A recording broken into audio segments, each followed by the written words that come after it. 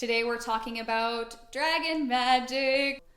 You guys are gonna be seeing some life behind me today, so just enjoy the show or ignore it if you don't want to enjoy it.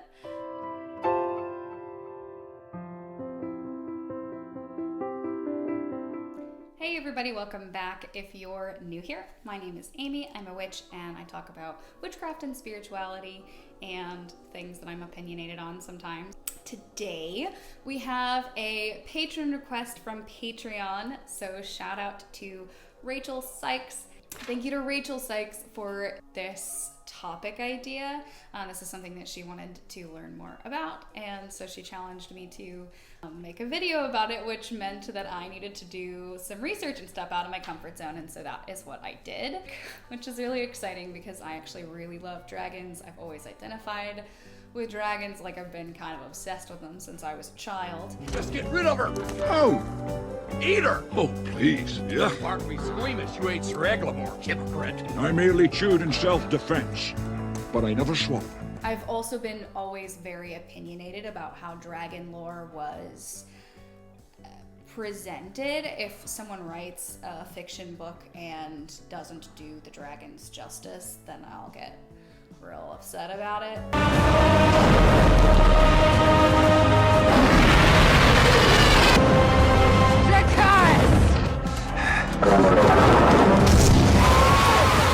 So today we're going to talk about what dragon magic is. We're going to talk about the uses of dragon magic, and if you stick until the very end, I'm going to tell you how to start practicing dragon magic yourself. So first I do want to mention that obviously I had to do some research for this video, so I am not an adept with dragon magic. It's something that I am going to start incorporating into my regimen, as it were. But I'm not fluent in dragon magic yet, so I will do the best that I can to answer your questions, but I highly recommend, if this is something that sounds like something that you're interested in or that you want to study, that you do that as well. I highly recommend reading the book by DJ Conway. I will link it down below. It is by some people considered to be the authority on dragon magic. From what I've read, dragon magic seems to be kind of like chaos magic in that there isn't an authority on it. People who practice dragon magic do seem to be very opinionated. I cannot point fingers on that one. So the belief in dragons and working with dragons is ancient, but the practice of dragon magic specifically is thought to be very fairly modern, and may actually be linked back to DJ Conway's book. I don't know if there's any way to really validate that information. It's one of those like internet hearsay type of situations. Okay, so what is dragon magic? Dragon magic is the communicating with or summoning of dragons to aid you in your ritual or spell work or in your meditations. So asking them for extra wisdom, for knowledge, for insight about a situation or about your life, asking them for extra power for a ritual or a spell, things like that. It is very similar to working with a deity or any other magical creature in that respect. Dragon magic tends to be a very solitary practice, so it's not something that people like really do in groups. It's not like for covens necessarily. However, it is not a religious belief. Dragon magic can be integrated into any belief system because it's not a system of worship. Dragons really stand for wisdom, knowledge, power, and honesty. When you are dealing with dragons, it's extremely important to be as honest and transparent as you possibly can. If a dragon senses that you are being dishonest or that you have a lot of fear or trepidation, they can either lash out or just reject you altogether. They won't want to work with you in that state.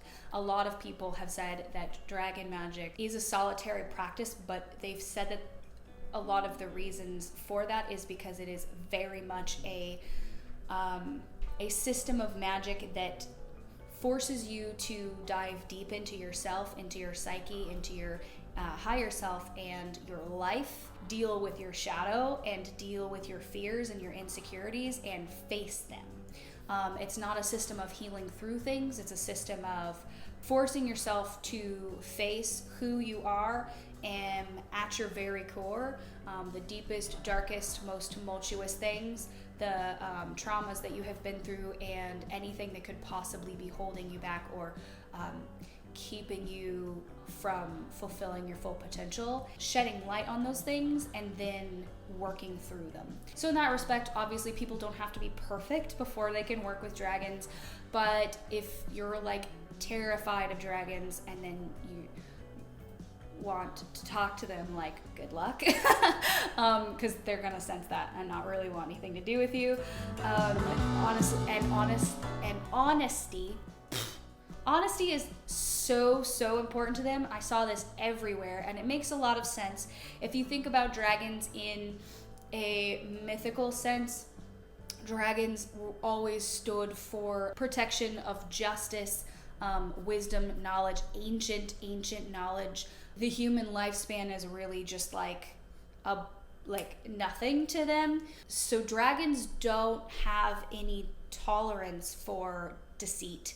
If you want like tricks and games, or if you think that you're going to get a dragon to help you do something that's that you don't really want to like own up to your intentions about, I wouldn't suggest working with dragons. It could really backfire.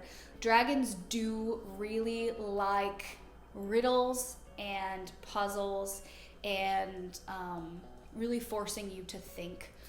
They're very intellectual, and it's a very intellectual type of magic. So when you communicate with them, they will very likely communicate with you in a roundabout, riddly sort of way. Are you fond of riddles? And it'll be up to you to figure out what they mean and then like move forward with your answer. The other thing about Dragon Magic is that it takes a lot of time. You guys know that I talk about practicing all the time and how it's really important anytime there's something that you want to learn, that not to give up and not to stop practicing. And if you don't know that, you know that now. Here's the thing about Dragon Magic. It requires an extreme level of devotion.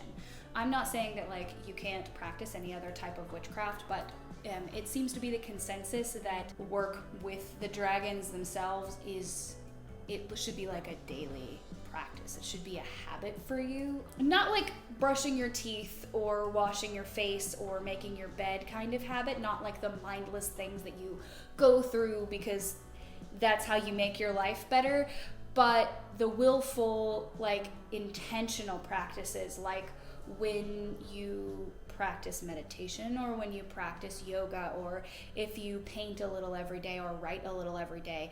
Just as examples, the things that you put some of your soul into on a regular basis, that's the kind of practice that Dragon Magic is. And it seems like the type of people that are going to be interested in this kind of magic will probably, like personality-wise, be prone to putting that kind of effort into things.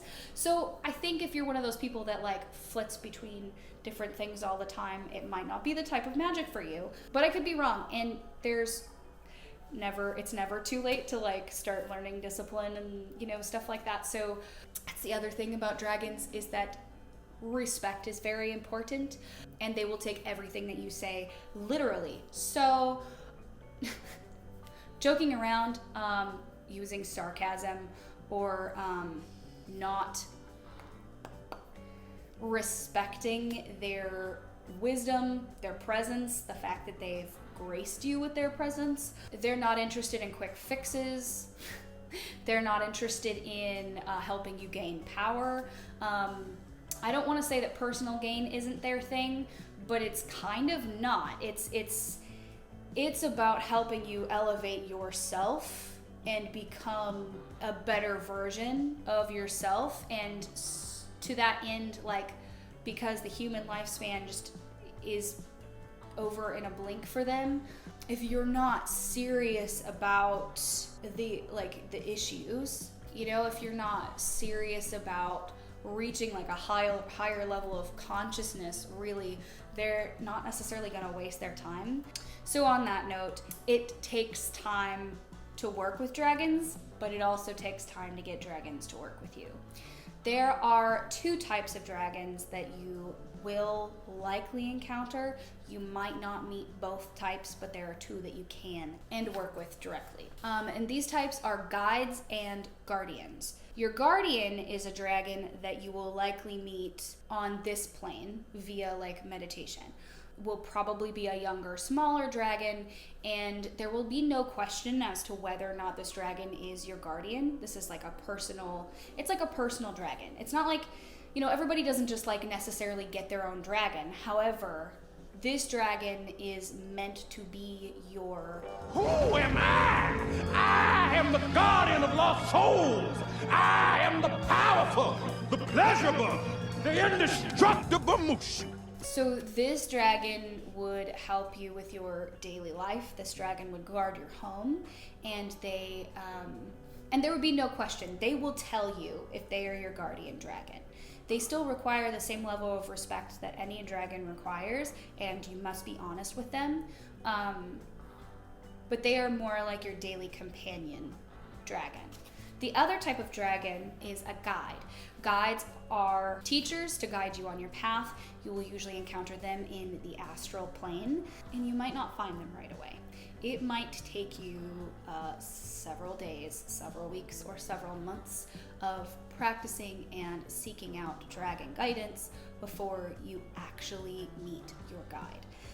Guides are old and they are wise, and they live in their lairs, and that is one of the reasons why going to the astral is how you'll likely spend your time with them. Think of them as like a grand master or someone that is highly valued and esteemed, that is very old and is taking some of their time to grace you with their wisdom. Be reverent and respectful, especially with your guide, if/when you meet them. So what do dragons look like? What can they do, right? So there is obviously, there are a lot of types of dragons. There's your usual like European type, like the King Arthur dragon. Hello. That breathe fire and fly around and eat cows, right? There's the Ling type dragons, which are the like Chinese dragons that you see embroidered on things or in their New Year's parades. Ooh, is it New Year's? Sorry if I got that wrong. There are so many types of dragons. Just to name a few, there are dwarf dragons, hydra, frost, lindworms, wyverns, marsupials, ice drakes, dwarves. They are all different. They're all different shapes. They're all different sizes. And they all do different things. Some of them breathe fire. Some of them breathe ice. Some of them breathe toxic poison or acid. Or like spit acid, I guess. They are truly unique and different and their own individuals. There's one for anything. If you are interested in a certain type of dragon, I definitely suggest doing some research on the types of dragons. And some of them fly, some of them don't fly. And then a lot of people want to know, like, I guess there's a lot of opinion on whether or not dragons exist in the physical realm. A lot of people think that they did exist at one point in the physical realm and have since migrated to the astral. Other people believe that they've always been astral beings that will sometimes visit the physical realm. I think the consensus is that they're not here all the time. We don't see them in the 3D all the time, obviously, but they do seem to have the ability to be here if they want to be. They usually just don't. And they tend to spend all of their time on the astral plane. Before we talk about how to contact dragons and how to work with them, I want to give you one last word of caution. I saw caution everywhere when I was researching dragons, and if you're new here, you might not know yet, but I don't believe in limiting a person And Dragon Magick certainly doesn't call for limiting yourself. It is about wisdom, it's about knowledge, it's about striving to be more and be better and elevate yourself past like the confines of like your physical abilities. And that's the kind of magic that I usually talk about, is the kind of magic that truly comes from your core and doesn't have a lid on it or a ceiling or something that'll stop it from being like too effective. That being said, Dragon Magick really does require caution. I'm not talking about paranoia, I'm talking about really thinking through everything that you do and understanding your own motives, and treating the dragons with respect. I know I've already said this, but this is really important. If a dragon wants to speak with you, they will come to you. If you seek them out and you're able to find them, you need to approach very, very carefully. If a dragon flies away, runs away, or walks away from you, do not pursue them unless they indicate that you are meant to follow. It is imperative that you don't piss off dragons that you are working with. Never lie. You can't even lie to yourself. Deceit in your heart will be apparent to them. Don't be disrespectful. Be sure that you speak plainly and not sarcastically. It doesn't matter how many riddles and tests they give you, there will be many. You have to have the patience and the fortitude for that, but you don't get to be a sassy little bitch face back at them. The reason I'm saying all of this is because best case scenario, if you're a jerk to a dragon, you're even a jerk just in your heart, best case scenario, they just won't speak to you. Worst case scenario, you could get in a lot of trouble. If you're a practicing witch, then you understand trouble doesn't have to be necessarily in the physical realm. You know, it's not like the same thing as like going up to somebody on the street and getting in a fist fight, right? That's still something you want to avoid. Getting on the wrong side of a magical being is a big no-no. You don't want your life turned upside down. If a dragon turns their breath on you or if they advance an attack, I am positive that that reaction will follow you into the physical somehow. I'm not telling you this to like cause fear, but just so you understand the gravity. This is not like the type of magic that you just try for fun.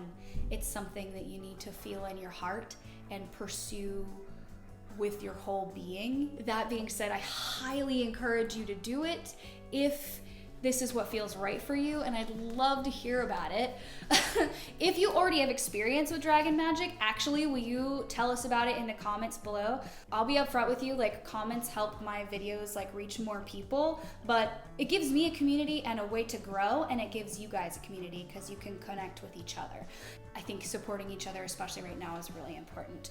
Okay, so how do you work with dragons? There's two ways. I know you guys already heard me say that guardian dragons you'll probably meet in the physical, and guide dragons you'll probably meet in the astral, so I'm sure that you've kind of figured out where this is going. We'll start with the guardian dragon. In order to reach out and ask for assistance from a guardian dragon, you would want to be in a state of meditation. If you perform a ritual to summon one, you would not just perform the ritual and be like, okay, I'm done. It would be like a ritual meditation. So whatever you feel like you need to do to prepare yourself to summon a dragon, they will likely come to you when you're meditating. Guide dragons rarely leave the astral. I'm not saying it can't happen. Anything can happen, but guide dragons rarely leave the astral, so you would need to travel to their domain on the astral plane in order to petition for their help. The other thing is that even if you're an adept with astral travel, there's still a really good chance that you might not find the dragon that you're looking for, or even know which dragon you're looking for a while. It takes a lot of work to build a strong relationship, and that's what this is, to build a strong relationship with your dragons, whoever they are. And if you break their trust, it breaks like this. There's no second chances. So it takes some time and some effort to find them and to petition them for their help. So if this is the kind of thing where you're like, I need a spell done right now, unless you already have a dragon helping you, that's probably not where you want to go. If you know how to travel in the astral realm, then what you would want to do is focus on the dragon that you seek and go looking for their lair. Some people can travel astrally while they're conscious, and some people only do it while they are sleeping. So if you are going to travel astrally to find a dragon while you're asleep, like while you're dreaming, I would suggest getting yourself in the frame of mind to begin traveling when you get in bed, and focus on who you are looking for and ask them to show themselves to you, so that when you are able to travel in your sleep, you will have some sort of compass. Summoning a dragon is not to say, yo, dragon, come here. So even if you're, say, working with a guardian dragon, you want to summon your guardian dragon via meditation, it wouldn't be like, it's not going to be forceful. They're going to come to you if they want to. So be polite and respectful and ask.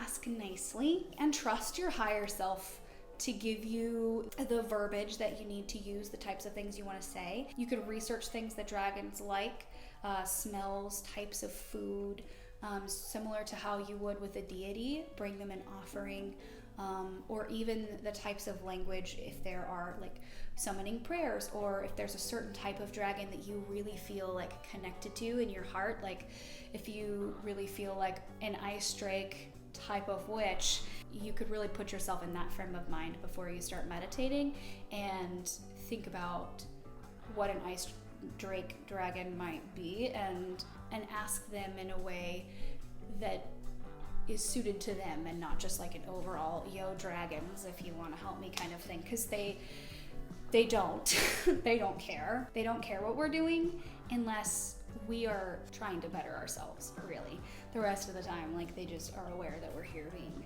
our human selves. That was a quick rundown of all of the dragon research that I've been doing for the last couple of weeks. I really hope that you guys enjoyed this video.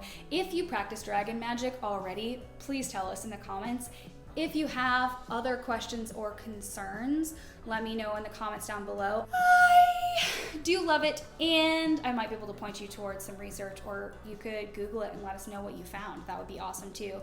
If I left something out of this video that was like a glaring, like, yo, people need to know this about dragon magic, please tell us. That would be really helpful to anybody who wants to start practicing this type of magic. If you want to make suggestions on what types of videos I make, consider supporting me on Patreon. The tiers start at $1. Thank you so much for hanging out with me today. I know this video was really long, but I love you guys, and I love doing the research. It was fun. Stay safe, enjoy your casting, have a blessed and beautiful day, you guys.